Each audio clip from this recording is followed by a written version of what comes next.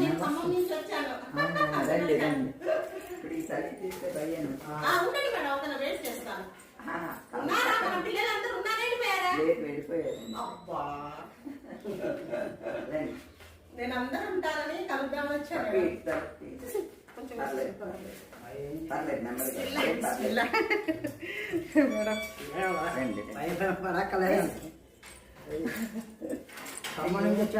అవును మేడం.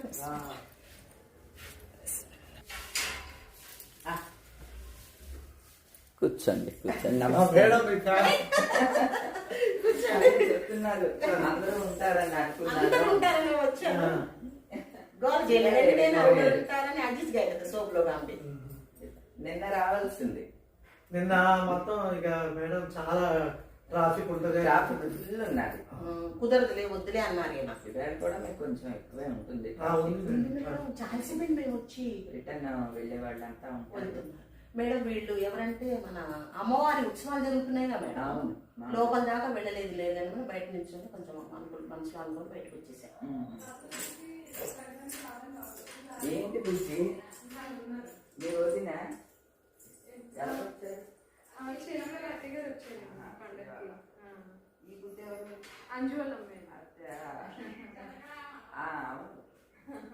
వచ్చారా పండగ?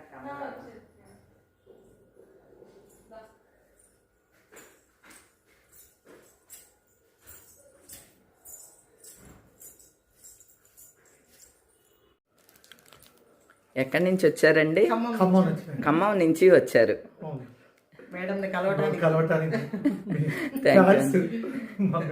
థ్యాంక్ యూ అండి, థ్యాంక్ యూ వెరీ మచ్. ప్రత్యేకించి నన్ను కలవటం కోసం నన్ను వచ్చారు నన్ను చెప్తే చాలా హ్యాపీగా అనిపించిందండి. అయితే అందరూ ఉన్నారు అనుకుని వచ్చారంటండి. ఈరోజే అదే వెళ్ళారు.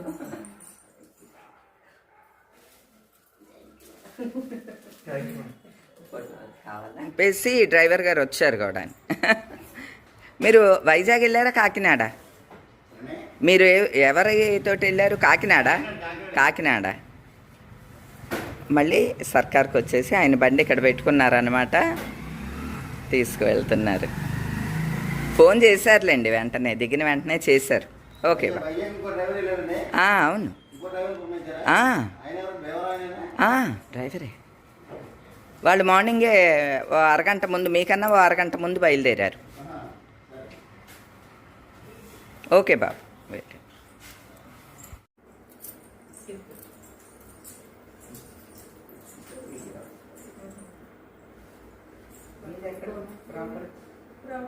నా పుట్టిల్లు విజయవాడ అండి. అత్తగారు వాళ్ళు వెళ్తామండి. నాకు ముగ్గురు ఆడబడుచు, నాకు ముగ్గురు అమ్మాయి. నరసమ్మకి సెలవులు 10 రోజులు. 10 రోజులు రాదు. అడుగు వేస్తుంది గుబ్బిలి.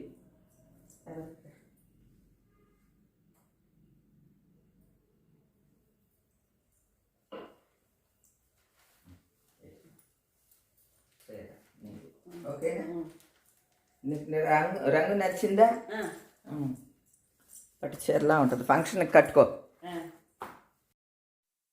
మా నరసమ్మ చెల్లెలు కూతురు డెలివరీ అయ్యిందంటండి. వాళ్ళ సొంత ఊరైన బొబ్బిలి వెళ్తుంది అనమాట. రేపటి నుంచి రానండి, ఒక 10-15 రోజుల పాటు అని చెప్పింది.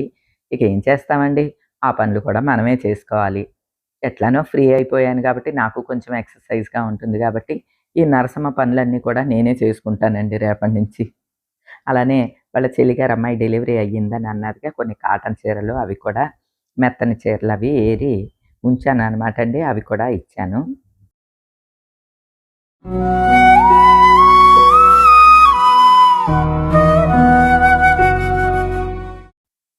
పండక్కి వచ్చిన వారందరికీ కూడా బట్టలు పెట్టి పంపించానండి. ఇంకా బట్టలు పెట్టాల్సిన వాళ్ళు ఉన్నారు. అంటే మన రిచువల్స్ని ఇంకా కాపాడుతూ ఉన్న ఈ హరిదాస్ గారు, అలానే మన ఇంటి కోసం వర్క్ చేస్తున్నవారు, ఇలా పేరు పేరున అందరికీ కూడా సంక్రాంతి బట్టలు పెట్టి సంక్రాంతి కానుకలు ఈ రోజున అందజేస్తున్నాను అనమాట అండి. ఏంటి నీకు కూడా పెట్టాలా బట్టలు?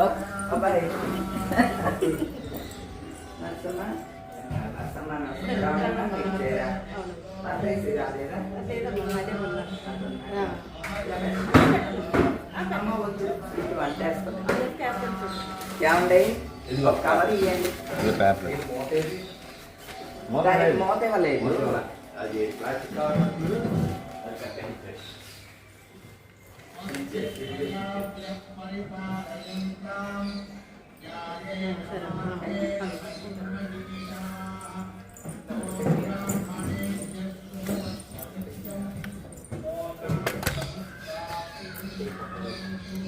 ఇవన్నీ ఇంకా పంపించేవి. ఇప్పుడు ఇస్తున్నావా? ఇప్పుడు పంపిస్తున్నావా? కాసేపు ఆగి ఇవన్నీ ఎక్కడ ఇచ్చుకోవటం అంతా పనులు, పండగ తర్వాత పనులు ఇవన్నీ.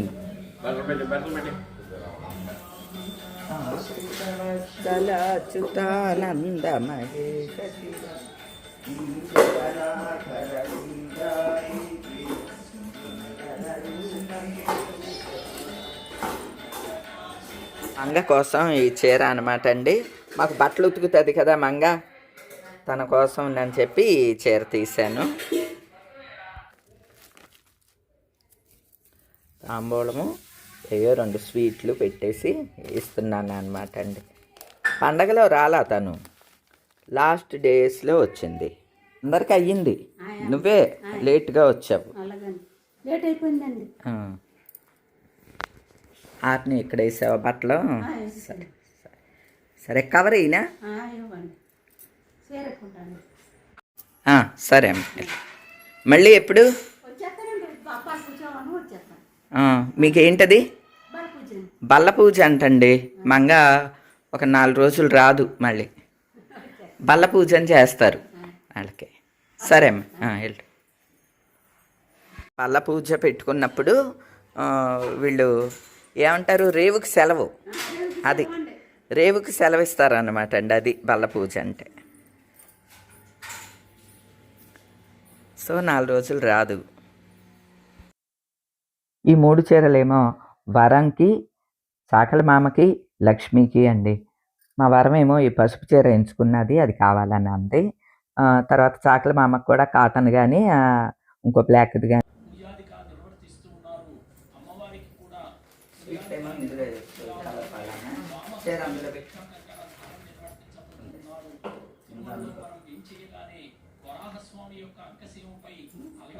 స్వీట్లేమో ఒక కవర్లో పెట్టుకో, చీరేమో ఈ కవర్లో పెట్టుకో. తాంబూలం రేట్లు పక్కన అయిపోతుంది. కాగితం అందులో కవర్లో పెట్టుకుంటాను.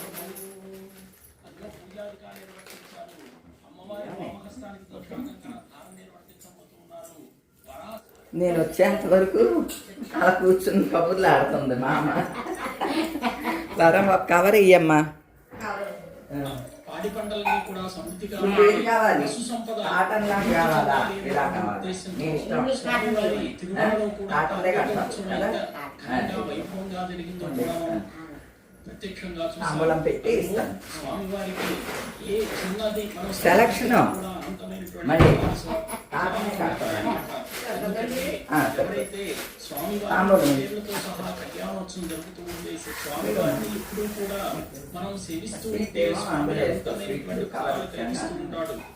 ఎందుకంటే శాస్త్రాల్లో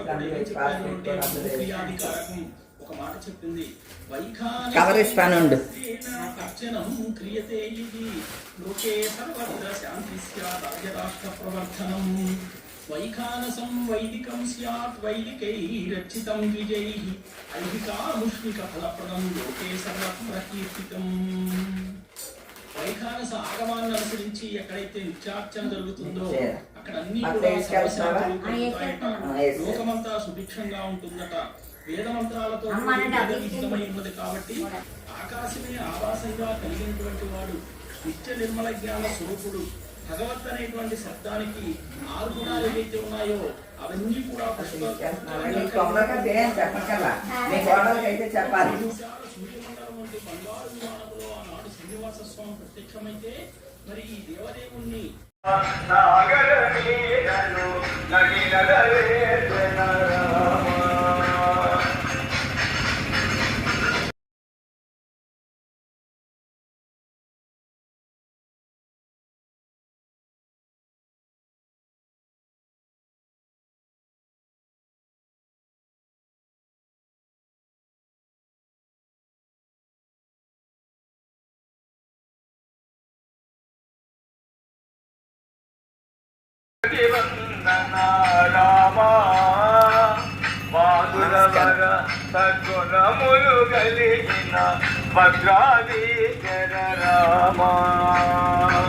సంక్రాంతి పండుగ నెల రోజులు కూడా హరిదాస్ గారు ఇంటింటికి వస్తారండి.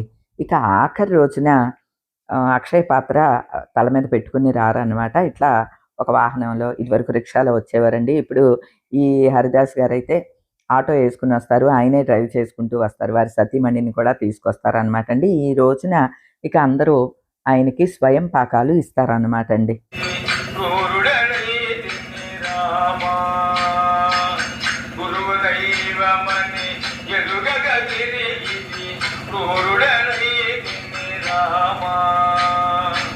ఆఖరి రోజున హరిదాస్ గారికి బియ్యము, పప్పులు, ఉప్పులు, కాయగూరలు, నూనె, బట్టలు, జాకెట్ ముక్కలు, ఆకుకూరలు, కాయగూరలు, ఇక రకరకాలు అన్నీ కూడా స్వయం పాకంగా ఇస్తారండి.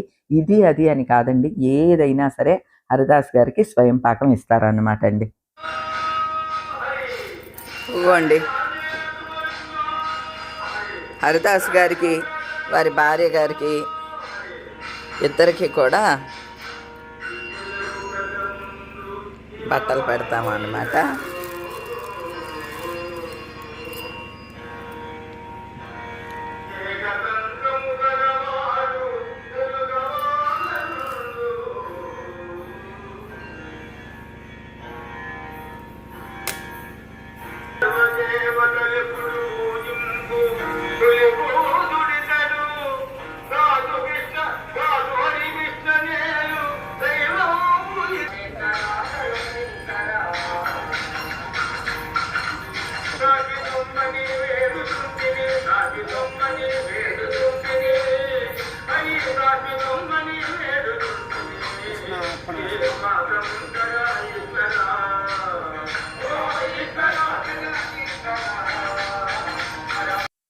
సంక్రాంతి నెల రోజుల పాటు హరిదాస్ గారు చక్కగా వచ్చారండి.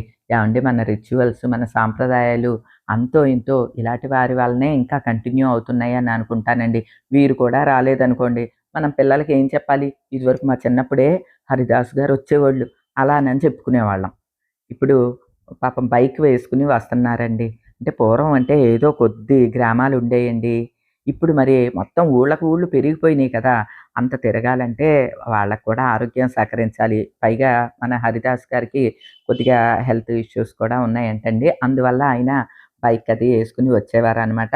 ప్రతిరోజు వచ్చినప్పుడు తాంబూలం, దక్షిణ, పువ్వులు, బియ్యము సమర్పించేవాళ్ళం అండి.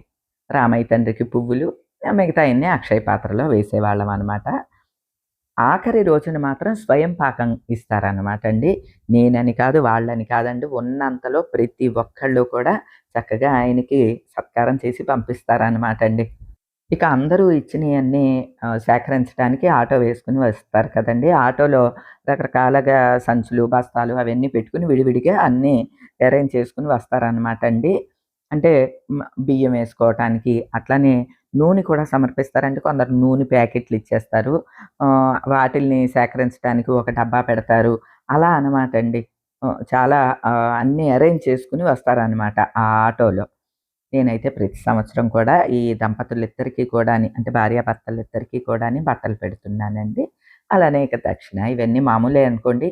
కానీ బట్టలు పెట్టాలి అనుకునేది మాత్రం నా నిర్ణయం. ఎవ్రీ ఇయర్ పెడతానండి. ఏమండి, వీరందరూ సంతోషంగా ఉంటేనే ఆ సంతోషం మనకు కూడా ప్రతిఫలిస్తుంది. అంతే కదండి. మనం ఎదుటి వాళ్ళని ఎంత సంతోషపెడితే ఆ సంతోషం వందింతలై మనకు తిరిగి వస్తుంది అని అంటారు. బాధ అయినా అంతేనండి. వీలైనంత మటుకు బాధ పెట్టకుండా ఉండటానికే ట్రై చేద్దామండి. ఈ సంవత్సరం సంక్రాంతి చాలా ఆనందంగా గడిచిందండి. వచ్చే సంవత్సరం మాట, వచ్చే సంవత్సరానికి ఈ మధ్యలో ఎన్ని ఉపద్రవాలండి. తెల్లారి జరిగేదేంటో మనం ఊహించలేకపోతున్నాము. ఈ మాత్రం దానికి ఎందుకండి కక్షలు, కార్పణ్యాలు, బాధ పెట్టడాలు ఇవన్నీ అవసరమా అని అనిపిస్తుంది. అన్నిటికీ మించి ఏదో 10 మందికి సాయం చేయగలిగే స్థితిలో మనల్ని ఉంచటం మాత్రం నిజంగా భగవంతుడి అనుగ్రహం అండి. భగవంతుడికి మనసులో, నాయనా వచ్చే సంవత్సరం మరింత ఘనంగా పండుగ జరుపుకునే అవకాశాన్ని ఇవ్వు నాయనా అని దండం పెట్టుకుంటాను. అంటే ఇంకా ఏదో కాస్ట్లీ కొనుక్కోవాలి అలా అని కాదండి, వీరందరినీ మరింకొంచెం సంతోషపరిచేలాగా చూడమని భగవంతుడిని ప్రార్థిస్తానండి. ఒక పండగ పర్వదినం అనే కాదండి, మా గుమ్మంలోకి ఎవరు వచ్చినా సరే ఆ ఆనంద నిలయవాసుడి అనుగ్రహంతో ప్రతి ఒక్కరూ ఆనందంగానే వెళ్ళాలి అని కోరుకుంటానండి. అలానే భగవంతుడు కూడా చల్లగా చూస్తున్నాడు. అంత బాగా చూసే స్వామికి ఎన్ని పూజలు చేసుకున్నా తక్కువేనండి. మనకేమివ్వాలి, మన చేతుల మీదుగా ఎదుటి వాళ్ళకి మనమేమివ్వాలి అనేదంతా కూడా ఆ స్వామి అనుగ్రహమేనండి. మన నుంచి ఏమీ ఆశించని వాళ్ళకి ఎంతో కొంత ఇస్తే, ఆ ఇచ్చేది కూడా వాళ్ళు ఎక్స్‌పెక్ట్ చేసిన దానికన్నా ఎక్కువ ఇస్తే కలిగే ఆనందం వారి ముఖంలో కనిపిస్తూ ఉంటుందండి. అంతకు మించిన భగవంతుని ఆశీర్వాదం మరొకటి ఉండదని నేను భావిస్తానండి. ఇట్లా చూడండి మా కపి షూసు, కలర్‌ఫుల్ షర్టు పండక్కి తయారవ్వలేదు, ఇప్పుడు తయారయ్యాడు. మహేంద్రుడు 200 ఇచ్చారు. ఇవి భోగ పండుగలు, పెద్ద పండుగలు, కరువు పండుగలు పేరు చెప్పించారు అమ్మగారు.